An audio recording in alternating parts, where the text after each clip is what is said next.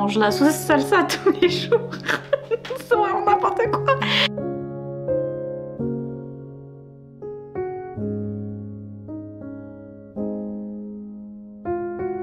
Il faudrait avoir une petite étiquette smut, une petite étiquette olé olé. Nina, Nina, Nina, oui, oui, oui.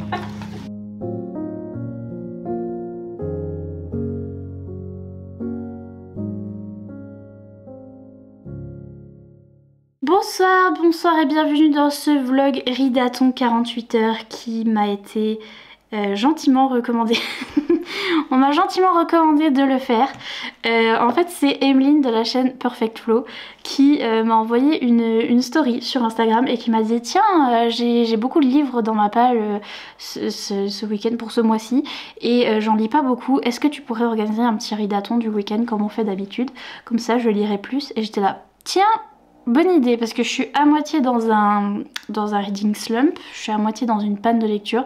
Si vous entendez dans le fond un... Les patrons, je suis en ce moment en live avec les patrons, ils pensaient que c'était mon ventre qui gargouillait et en fait non, c'est Achille qui ronfle. C'est pas pareil. Et pareil, mes lunettes, je viens de les recevoir, c'est des petites lunettes qui m'ont été offertes de la part de la marque Zin. Je les ai choisies sur internet et j'ai pu les mettre à ma vue, comme ça vous pouvez mettre votre ordonnance et tout.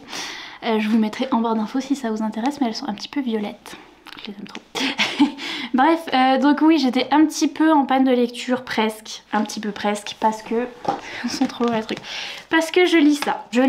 Je m'étais mis en tête qu'il fallait que je le finisse cette semaine pour pas être spoilée. J'ai un peu du mal parce qu'il est long, donc j'en suis là. J'ai un peu du mal à le finir, je vais pas le finir cette semaine finalement, je vais faire mon week-end tranquille ou bilou et la semaine prochaine je le reprendrai et je vais prendre mon temps pour faire mon vlog sur ce livre et essayer de pas me spoiler. Mais voilà, j'ai du mal et je suis un peu bloquée sur celui-là et en attendant je lis rien d'autre. Donc je me disais bon, peut-être que je vais mettre ça en pause un petit coup et que je vais faire un petit ridaton du week-end. Et je vais lire des petits livres exprès pour ce week-end. Donc c'est ça qu'on fait, notre petite 48 heures ridaton. J'avais plusieurs livres que je voulais lire mais j'en avais bien trop. Alors j'ai fait cette pile qui était complètement irraisonnable et complètement porte-nawak. Voilà, ici présente. Voilà, thumbnail. Et je me disais oui tranquille, je lis ça en un week-end. Oui, en effet, la dame est bête. Je vous avoue que en effet, la dame est bête. Donc, bref, après je me suis dit t'es bête. Et je me suis dit je vais faire des sondages sur Instagram. Donc n'hésitez pas à me suivre sur Instagram si vous voulez participer du coup aux décisions, aux grandes décisions qui sont les grandes décisions du ridaton. J'ai fait des petits sondages avec plusieurs catégories et je vous ai dit vous préférez lequel, du coup je lis lequel. Alors par exemple j'avais mis ces deux petit manga yaoi et j'ai dit je lis lequel parce que je peux pas lire les deux donc je lis lequel et celui qui a gagné c'est celui-là, bien sûr c'est celui. C'est celui où on voit les tétés. Est-ce que vous voyez? Ouais. C'est celui qui fait un petit peu vampire, donc ça s'appelle Blood Platinum. Forcément, j'étais sûre que c'était celui-là qui allait gagner. Celui-là il est un peu plus mignon, mais c'était quand même serré hein. C'était quand même serré entre les deux. Celui-là un peu plus mignon, je le garde de côté si jamais j'ai le time. Mais donc je vais lire celui-là, tout ce que je sais c'est que les Platinum Blood, je l'avais eu dans ma box Boys Love. Et c'est une histoire d'amour érotique, yes, entre un jeune vampire et un prêtre naïf.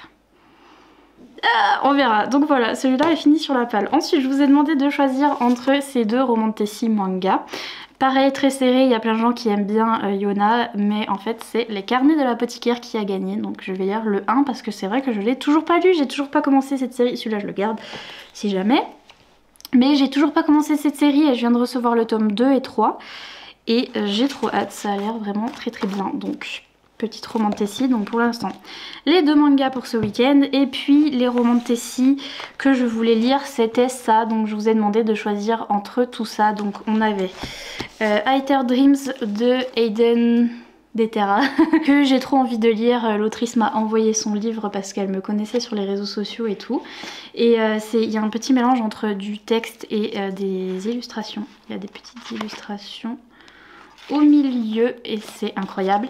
C'est une romantasy avec une jeune femme je crois qui se perd, qui est amnésique et qui a un collier autour du cou qui change de couleur suivant ses émotions et tout et qui va découvrir tout un monde de fantasy et il y a bien sûr romantasy donc voilà c'est chez Hachette. Je vous ai demandé de choisir entre ça.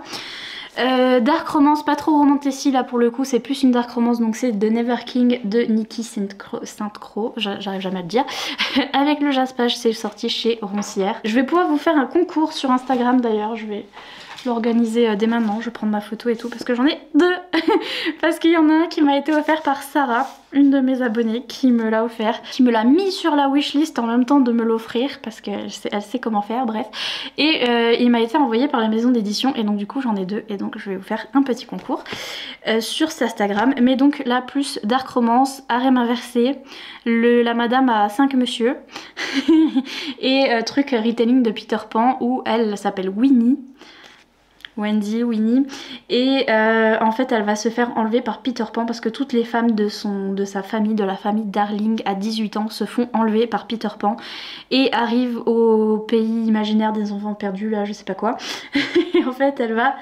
harem inversé quelque chose donc vous avez le choix entre ça aussi. Vous aviez le choix aussi de choisir. Vous avez le choix de choisir. Oui, vous pouviez choisir aussi The Five Crowns de A.K. Mulford chez Slalom, du coup, qui ce coup-ci est une romantasy. Que je viens de recevoir. Je viens de le recevoir en brochet. J'ai reçu toute une petite box qui est hyper mimes avec des petits goodies et tout. Et donc j'ai trop envie de lire, je l'avais vu, je sais pas parler, de le lire, je l'avais vu passer en anglais parce que tout le monde comparait cette couverture à Cotard, tout le monde disait ah bah A Court of Mist and Fury, parce que c'est The Court of the High Mountain Court, something. Tout le monde disait bah ok à Cotard. donc voilà, je l'ai déjà vu passer en anglais et du coup il a été traduit en français. Ça a l'air d'être du young adulte mais je vous dirai. Donc voilà, et puis j'avais trop envie de lire ce livre là, donc The Hurricane Wars de Thea Gonson, que je viens de recevoir dans ma Fairy Loot. Il est trop beau. Il est magnifique et c'est un de ces livres dont j'ai entendu parler sur Instagram et une de ces romantasy dont j'ai entendu parler un petit peu comme Fourth Wing, un petit peu comme The Serpent and the Wings of Night. À chaque fois je vois des livres qui reviennent comme ça souvent sur Instagram et que tout le monde dit c'est trop bien pépite, lisez machin. Et celui-là je le vois passer souvent en ce moment et donc ça me donne trop envie. C'est un Enemies to Lovers aussi, je sais pas si vous voyez les dessins là. La jeune femme elle est un petit peu du côté du soleil et tout, et là il y a le monsieur qui est du côté de la nuit et tout.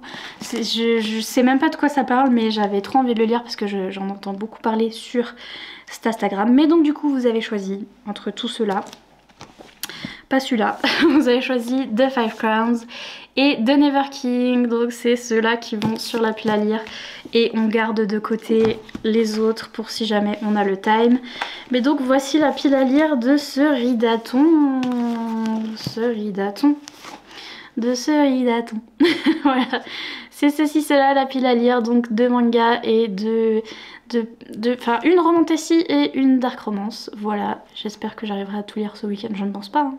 mais je suis déjà, voilà, on est déjà en live avec les patrons, on va faire des reading sprints et tout, je vais m'y mettre, on va s'y mettre, ok. Donc voilà où on en est pour ce ridaton. Qu'est-ce qu'il faut que je fasse? Il faut que je prépare ce concours, il faut que je commence à emballer, vous allez voir ce week-end, je vais commencer à emballer les marque-pages de Noël pour les patrons. Justement, j'ai reçu mes marque-pages de Noël, donc mes parents vont m'aider un peu, on va essayer de commencer à emballer tout ça. Et quoi d'autre que je dois faire? Bah, je dois lire bien évidemment. Et il y a un live ce soir sur la chaîne, donc voilà, live pizza aussi ce soir. Et c'est tout, mais c'est déjà beaucoup. Voilà, c'est parti pour ce week-end de zinzin.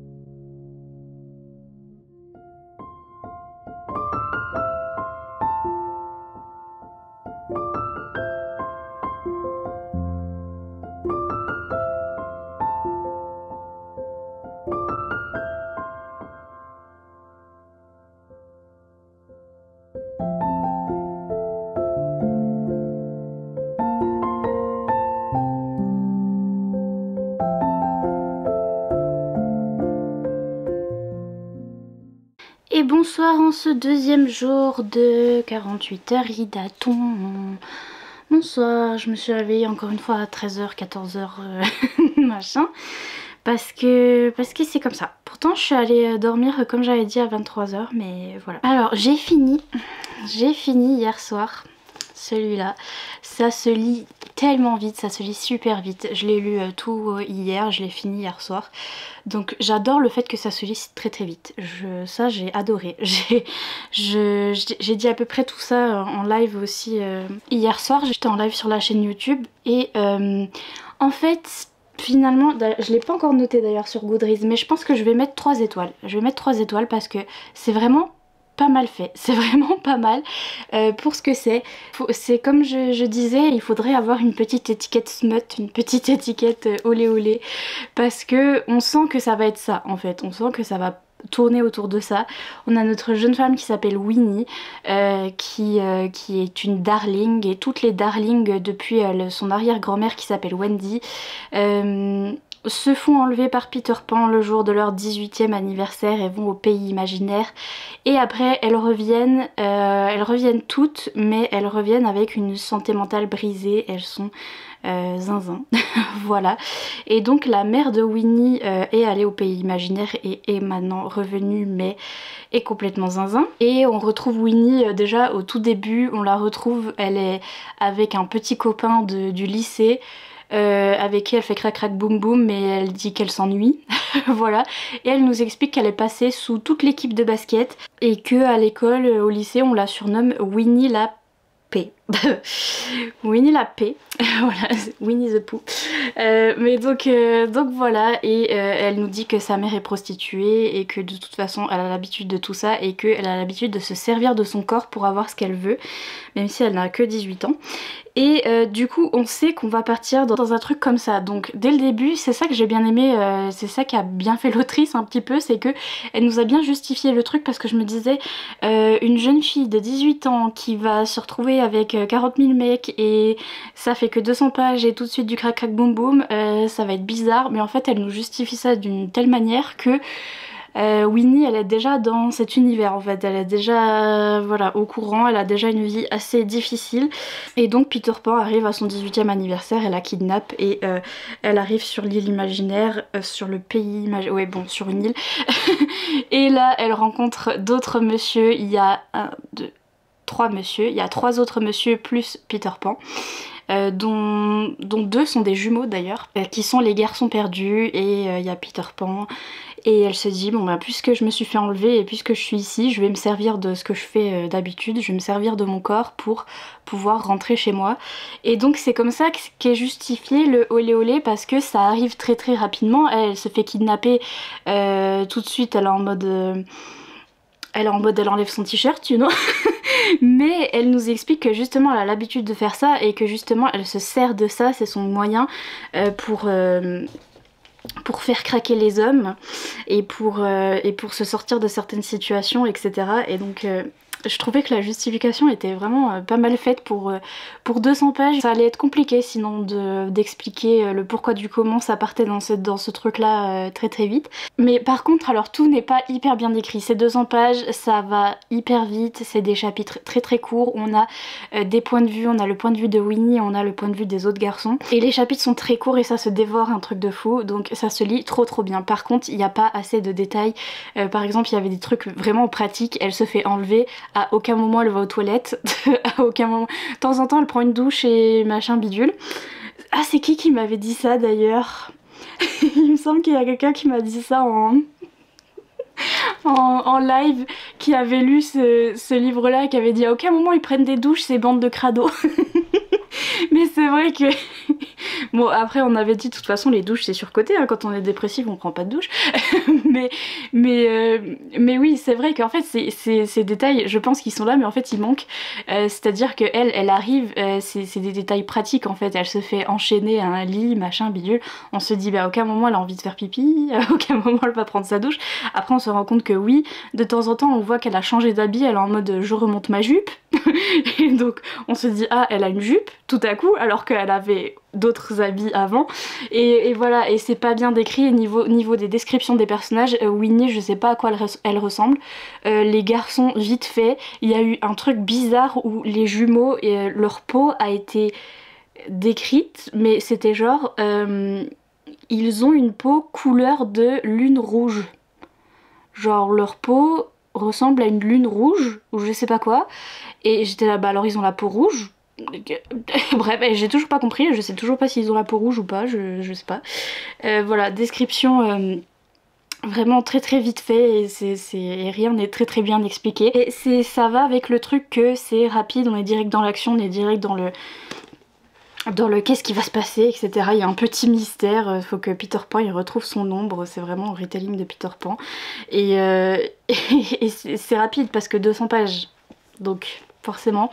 Mais d'un côté j'aime bien parce que j'ai vraiment aimé lire ça pendant un ridaton, ça se dévore vraiment, ça se lit en 2 secondes. Et j'aimais bien, c'est ce que je disais en live, c'est que c'est ce genre de série smut comme ça où il n'y a pas beaucoup de développement, donc forcément au niveau des personnages, des descriptions, etc. c'est pas très développé, mais en même temps on sait que c'est du smut prioritaire et l'intrigue un petit peu au fond, you know. Il y a une petite intrigue, mais surtout du smut.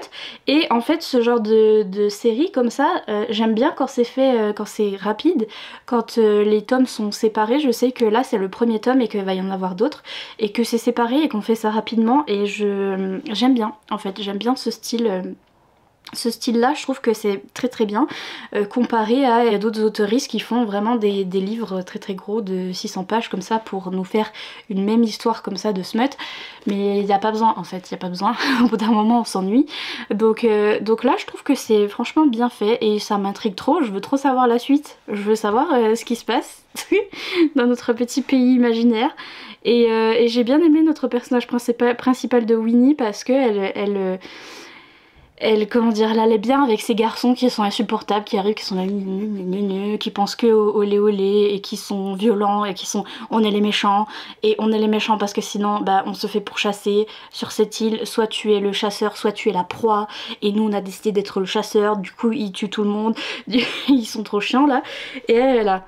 Ouais ok, et elle est super sarcastique, et elle est vraiment en mode puisque je me suis fait enlever, bah autant profiter de déjà je suis sur une île, je suis un petit peu en vacances, vraiment, et elle a eu une vie hyper difficile avec sa maman qui va pas bien du tout, et donc quand elle arrive là-bas, quand elle se fait kidnapper, elle a une vie déjà à peine meilleure que ce qu'elle avait avec sa maman.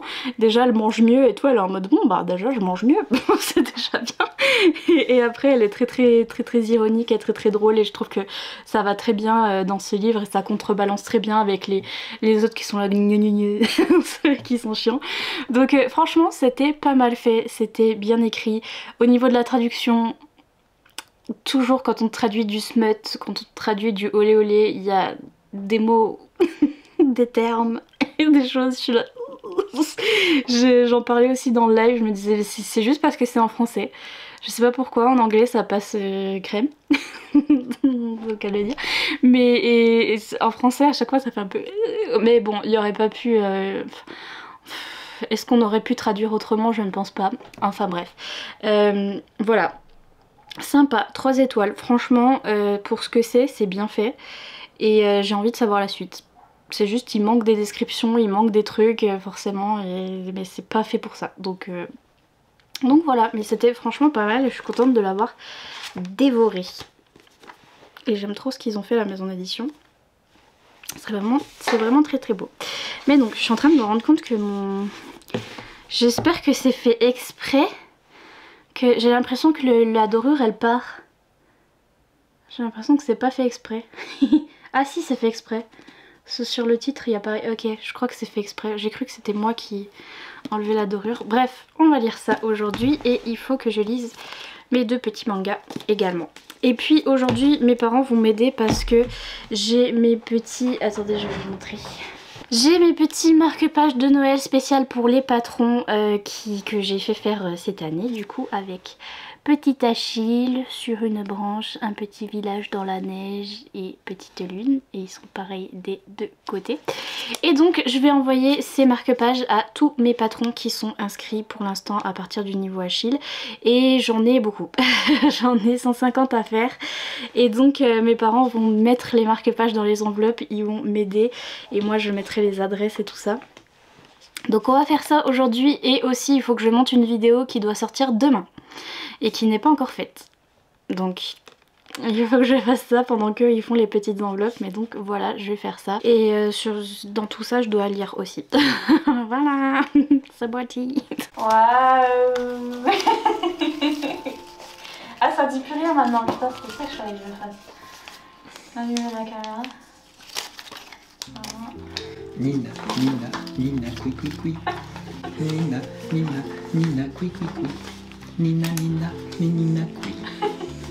Sinon, je dis des choses sur Nina Quill. Vas-y, révèle-nous tout. Révélation. Chapitre 4. En fait, Nina est un cancer ascendant Lion. Ah oui, papa est dans l'astrologie, attention. Zodiac Academy. Faut que tu lises Zodiac Academy. Alors donc elle se la pète et tout de suite après la peur elle Elle se pleure. la fait. Parce que je suis un lion. Oui, Et après je pleure. c'est ça. Oh, mais t'as pas montré tes petits trucs de C'est juste Zodiac pas là. pénible à gérer. Oui, tu m'as acheté des petits trucs Zodiac à Action. Oui. Ben, y a beau dire, on s'en lasse pas, hein. C'est quand même enrichissant comme travail. Je vais couper. C'est passionnant. C'est vrai, on apprend beaucoup de choses. Eh ben, vous voyez ce que je fais moi d'habitude? Pour sûr. On se dit, ben, c'est bien malin de faire ça. Voilà, pensez aux patrons comme ils vont être contents. Ah, c'est bien pour eux qu'on fait ça, mais quand même, on fait pas ça tous les jours.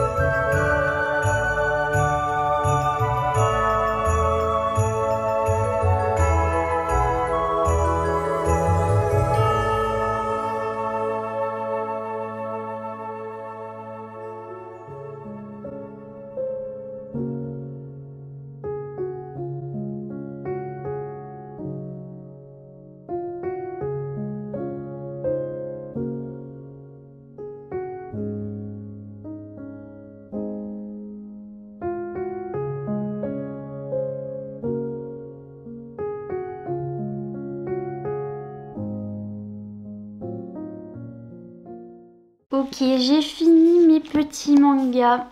On a un 5 étoiles, coup de cœur, et un 2 étoiles, what the fuck. Genre vraiment. Mais bref, d'abord j'ai lu Les Carnets de l'apothicaire. C'était trop bien. J'ai trop aimé. Ça avait des vibes, en fait ça me fait penser à cette série que j'aime trop, cette série de Romantasy. Que j'ai racheté d'ailleurs, j'ai racheté les éditions Fairyloot qui sont des éditions spéciales et tout. Vous devez vous souvenir de cette saga, c'est la saga Le Poison écarlate de Mary V. Snyder et ça s'appelle en anglais Poison Study, où vraiment on a une fille comme ça, déjà elle est condamnée à mort, je sais plus pourquoi, elle est en prison. Et ça je vous raconte, c'est Poison Study. Et comment dire, il y a un maître des poisons qui va la sortir de prison et puis qui va la rendre goûteuse de poison.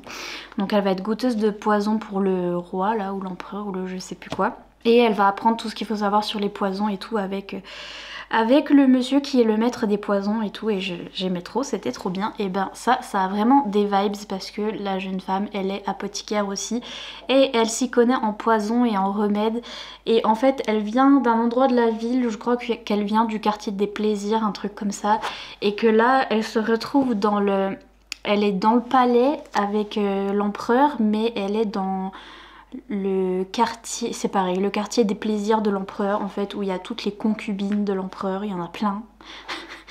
Et elles sont toutes là pour être les concubines de l'empereur. Et elle est servante là au milieu.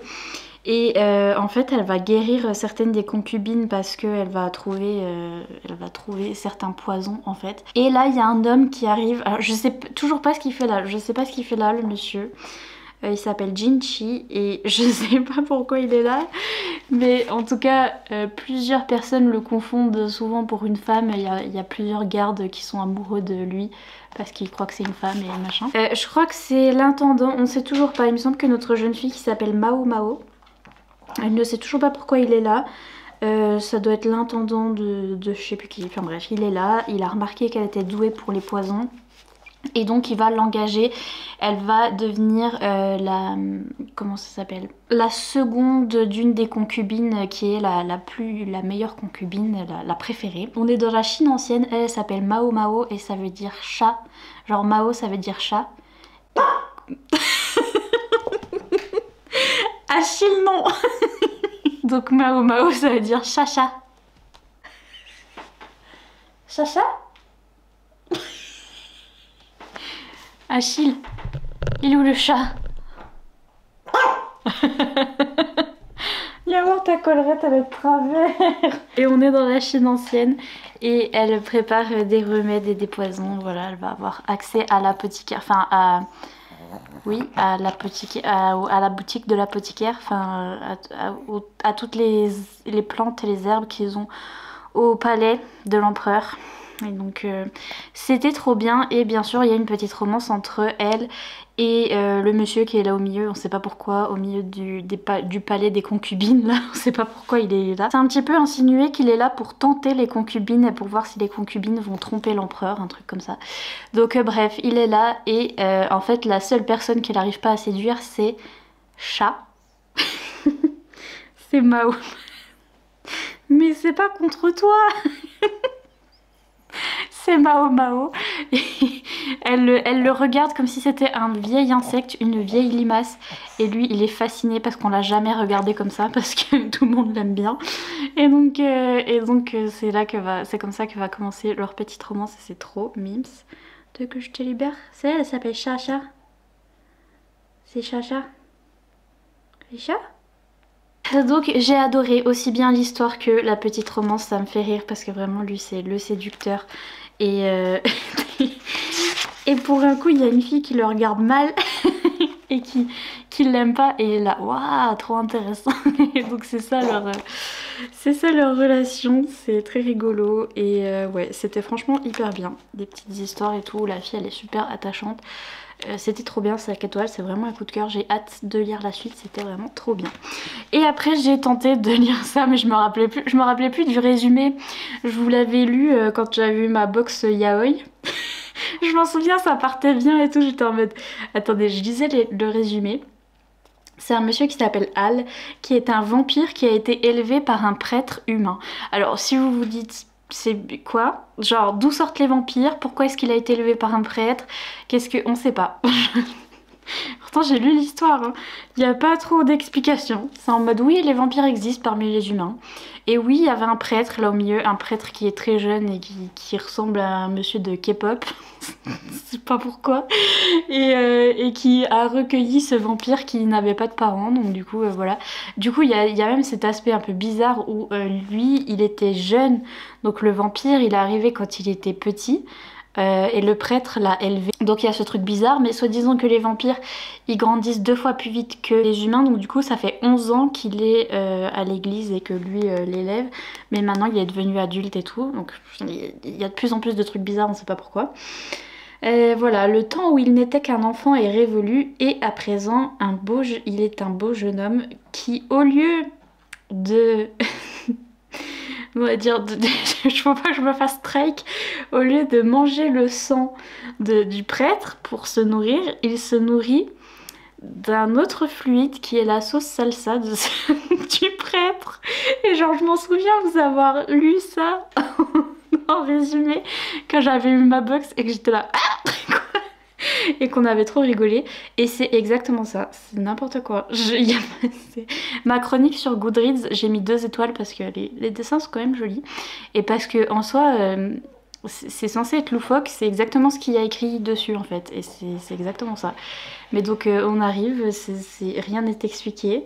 On sait pas pourquoi le monsieur qui ressemble à un monsieur de K-pop il est prêtre. Et il y a le monsieur vampire.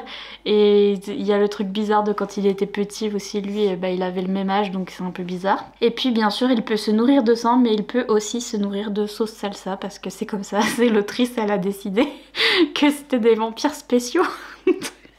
Et donc ils sont obligés parce que comme ça il se nourrit, c'est n'importe quoi. Et donc ma review Goodreads c'est 1. J'ai juste mis 1 parce que vraiment l'autrice s'est pas trop embêtée. Elle a dit vas-y, mon histoire c'est un prêtre et un vampire. Le prêtre grave beau et tout machin, jeune et tout, et un vampire. Il y a une histoire bizarre comme quoi, voilà, il a été élevé, il était petit, il y a un age gap bizarre, mais en même temps pas trop parce que c'est un vampire, et c'est un vampire qui se nourrit de sang et de sauce salsa, et parce que j'ai décidé, et ils sont ensemble, et le prêtre il a du mal à capter que le vampire est amoureux de lui, même si il mange la sauce salsa tous les jours. C'est vraiment n'importe quoi. Et le prêtre il est là, ah non mais c'est parce qu'il a besoin de se nourrir, mais mon gars. Bref, c'est nimp, il rencontre d'autres vampires, enfin il y a un petit peu d'histoire qui essaye d'être développée au fur et à mesure entre 15 000 scènes olé olé, mais ça n'a aucun sens. Ça n'a pas de sens. Mais voilà, 2 étoiles parce que c'est exactement ce qu'il y a écrit là. Genre exactement. Et parce que il est beau quand même, enfin les dessins sont pas mal. Mais ma revue Goodreads c'est 1. Voilà. Donc j'ai lu mes petits mangas. Et sur ce, je vais commencer. Faut que je commence The Five Crowns. Et il est 20h. Dimanche il est 20h. Et je commence, mais parce qu'en fait j'étais en train de dormir. J'ai travaillé aujourd'hui. Et comme je me suis levée et réveillée à peu près à 14-15 heures, et ben c'est là que je commence celui-là. Je vais le commencer, je vais essayer d'en lire un petit peu beaucoup cette nuit. J'ai mon petit marque-page, trop contente. Donc voilà, j'ai hâte. Je vais voir si c'est vraiment du young adulte parce que ça m'étonne que ce soit chez Slalom. Je croyais que c'était du adulte. Donc je suis étonnée. Mais donc voilà. Ah, Achille.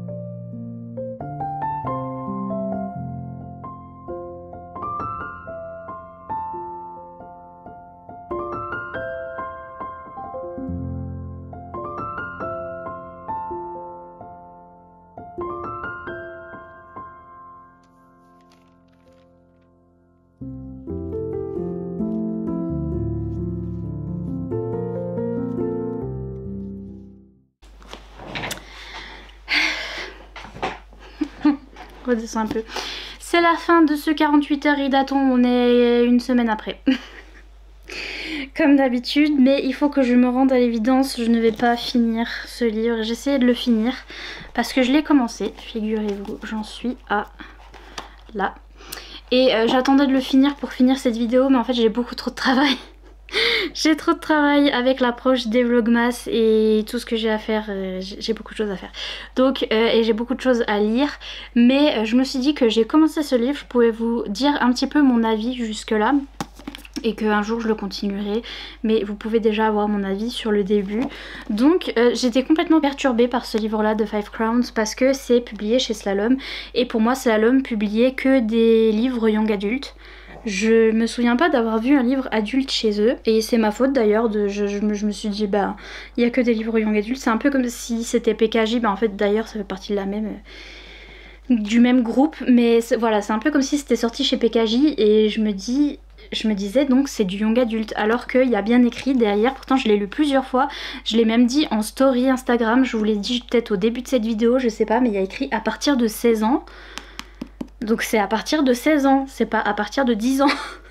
Et c'est bien de la romantasy adulte, et en fait on le sait, bon déjà parce qu'il y a des trigger warnings, et ensuite parce que c'est rigolo, la petite note de l'autrice au début, elle dédie le livre à ses parents, et elle dit par contre ne lisez pas les chapitres 23 et 24. Donc à mon avis il y a du spicy au chapitre 23 et 24, mais donc j'étais étonnée dès que j'ai vu ça, j'ai vu la petite dedication là au début, je me suis dit ah mais en fait c'est de l'adulte. Je vous avoue, ça m'étonne. Et niveau écriture, c'est assez young adulte aussi. Donc, le truc, c'est que j'aime bien. J'aime l'univers, c'est vraiment de la romantasy, c'est vraiment la base de la romantasy, où on a notre jeune femme qui est une sorcière rouge qui est chassée de tout le monde parce que les sorcières rouges sont chassées et enfermées, etc. C'est les ennemis publics numéro 1 et tout, et donc elle est en cavale, et en fait il y a un monsieur qui est un fée, qui est un prince fée, qui va la retrouver, qui va avoir besoin d'elle, et donc du coup ils vont être obligés de travailler ensemble, et you know, enemies to lovers, c'est tout ce qu'il y a dans les romantasy que j'aime bien, et en soi tout est fait de manière très très scolaire, sauf que c'est trop. C'est un peu trop, parce qu'il n'y a pas ce petit truc qui fait que qu'on s'attache au personnage. J'aime bien, pour l'instant j'en suis à là. J'ai l'impression que si je continue à lire, peut-être que je vais plus m'attacher au personnage, mais déjà jusque là je trouve que ça va trop vite. Il y a déjà eu quelques petits moments entre nos deux personnages, sachant que tout va très très vite. C'est là que l'écriture fait un petit peu young adulte, c'est que le rythme est très très soutenu, ça va vite. Voilà, les dialogues et tout, et c'est en 2 secondes, on passe d'un endroit à un autre et tout. Et donc ce qui fait que nos personnages se rapprochent. Là ils ont déjà eu un petit truc où ils se regardent dans le blanc des yeux, et ça fait 3 pages, et donc on n'y croit pas tellement parce qu'on n'a pas trop eu le temps de les connaître, ni l'un ni l'autre en fait. Et donc pour moi ça va à peine trop vite, mais en même temps c'est tout ce que j'aime dans la romantasy, donc j'ai l'impression que c'est une romantasy avec tout ce que j'aime, mais juste pas exécutée parfaitement comme j'aime bien. Ça manque de détails, je pense. Je pense que ça manque de détails. Après voilà, je vous dis, j'ai pas lu la suite donc je peux pas savoir, mais pour l'instant c'est mon impression dans les premières pages, mais en tout cas, mais j'aime bien. Je vous avoue que les premières pages que j'ai lues quand même, je les ai bien lues, ça se lit bien, c'est addictif, et j'aime bien l'univers, j'aime bien les personnages, j'ai envie de savoir la suite, mais je ressens ce truc où je me dis ça va trop vite, je suis pas assez attachée aux personnages, et j'arrive pas à m'accrocher en fait à cette histoire, mais j'aime bien quand même. Donc on en est là pour ce livre là pour l'instant. Je recommande à ceux qui aiment bien la romantasy et à ceux qui veulent tester aussi la romantasy, qui en ont jamais lu et qui veulent commencer. La romantasy, je pense que c'est pas mal, mais je sais pas si ça va devenir un favori ou pas. Pour l'instant non, mais donc voilà.